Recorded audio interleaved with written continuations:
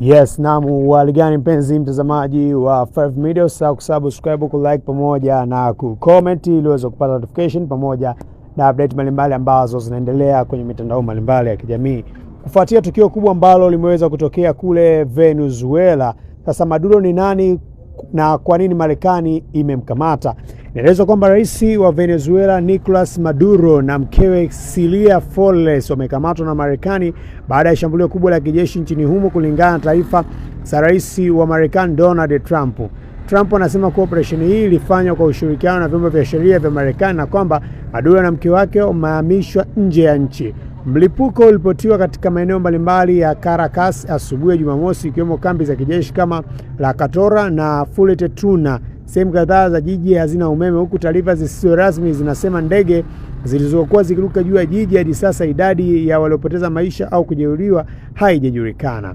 Inaelezwa kwamba makamu wa rais wa Venezuela anasema serikali haijui Maduro na mke wake wako wapi na amedai udhibitisho wa maisha kwao. Waziri wa ulinzi Vladimir Perino Lopez amesema shambulizo hilo limeikumba maeneo ya raia na serikali inaendelea kukusanya taarifa kuhusu waliopoteza maisha na waliojeruhiwa. Serikali pia inatazama hali ya dharura ya kitaifa na kudai shambulio hilo ni jaribio la Marekani kudhoofisha uhuru wa kisiasa wa taifa hilo na kudhibiti rasilimali zake, hasa mafuta pamoja na madini.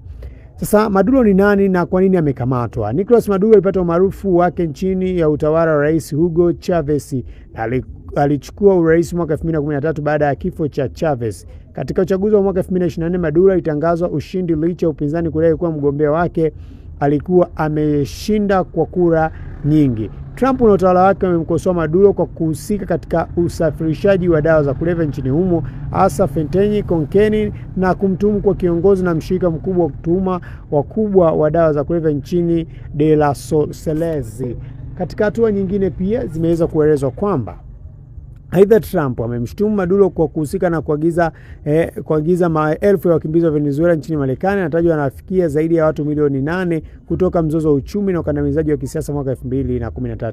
Trump pia amemshtumu kwa kuhusika katika biashara ya dawa za kulevya, akidai kuwa Maduro aliongoza kundi la Centro Dileso. Maduro alipiga vikali hatua hizi, akisema Marekani inatumia vita dhidi ya dawa za kulevya kama kisingizio cha kumng'oa madarakani na kudhibiti rasilimali kubwa za mafuta za Venezuela. Hata hivyo, wataalamu wa kudhibiti dawa za kulevya wanasema Venezuela licha ya kupitia tu si mzalishaji mkuu wa dawa za kulevya, huku jirani yake Colombia ikihesabiwa kama mzalishaji mkubwa wa kokeni. Taarifa inazoonyesha asilimia kubwa ya kokeni inayofika Marekani inasafirishwa kupitia bahari ya Pacific na si Venezuela. Dawa za sumu kali zaidi kuliko heroin zinatengenezwa Mexico na kuingia Marekani kwa njia ya ardhi. Mataifa mengine yanasemaje kuhusu shambulio zile ya Venezuela? Mashambulio hiyo yamesababisha kauli kali kutoka kwa washirika wa muda mrefu Venezuela. Urusi imelaumu Marekani kwa shambulio la kijeshi na kusema ni jambo la kushtua. Irani imeeleza mashambulizi ya Marekani kama ukiukwaji mkubwa wa uhuru taifa hilo, wakati Colombia na Cuba pia zinasema shambulio hilo ni uvamizi wa udhibiti wa kisiasa. Nchi za Ulaya kama Hispania, Ujerumani na Italia zimesema zinafuatilia kwa karibu hali hiyo na kuhimiza kupunguza mvutano kwa mujibu wa sheria za kimataifa. Kutokana na hayo ambayo yanabidi yanakuwa yanaendelea huko Venezuela, unalipi la kucomment? Usisahau kusubscribe, kulike pamoja na kucomment, nami nitakuwa nikipita nayo kupitia 5 Media. Bye, paka wakati mwingine.